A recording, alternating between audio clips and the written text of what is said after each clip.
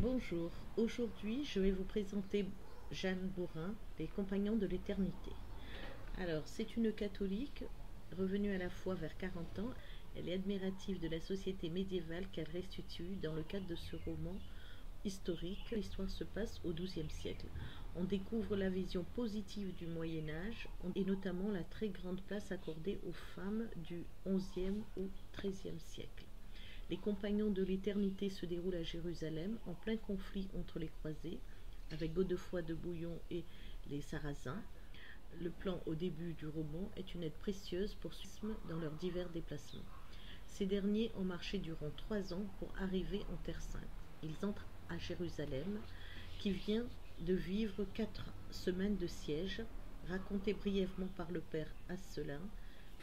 Brunissem et ses compagnons, alors on retrouve Abérad, Béatrice, Flaminia, Alaïs, Mathieu, entraînent le lecteur dans la découverte de ce combat avec un regard visant à retenir le côté positif de l'homme et aussi à trouver un point commun dans la quête de chacun. Je vais vous faire la lecture de la page 35 pour vous donner un aperçu de son écriture. J'ai vu, frère, et beaucoup d'entre nous ont également vu, là, tantôt, au sommet du mont des Oliviers, un cavalier inconnu. Il agitait un bouclier éblouissant et, d'un geste, semblait donner le signal attendu. Dieu aide, Dieu est avec nous, clame une voix issue de la masse des pèlerins agglutinés derrière le château de bois. Venu 5 reconnaître les accents inspirés de Pierre l'ermite. Il se retourna pour le dire à Flaminia, mais sa sœur avait disparu, ainsi que Béatrix. Parmi les têtes qui moutonnaient tout autour d'elle, au sein de la foule exaltée, elle ne distinguait ni l'une ni l'autre. Par le sang du Christ, c'est un messager céleste, lança quelqu'un. Jérusalem est à nous. Qui avait parlé? Nul ne le savait.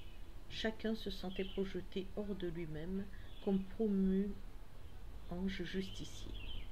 Chacun avait le sentiment de représenter, en s'attestant là, à cet endroit-là, en toute vérité, la destre vengeresse du Seigneur. Nous sommes le bras séculier de Dieu, chassons de Jérusalem, de sa ville, les blasphémateurs, les sacrilèges, les incroyants, exterminant tous les démons impies. Mes frères, clama un moine, cette victoire n'est pas la nôtre, elle est victoire du Tout-Puissant. Très haut, bénissons-le. Sa voix fut emportée dans le délire général. Les soldats flamands et brabançons, qui avaient escaladé les murailles à la suite de Godefroy de Bouillon et de ses preux, faisaient à présent sauter à l'intérieur les verrous des lourdes portes bardées et cloutées de fer qui défendaient l'entrée de la cité.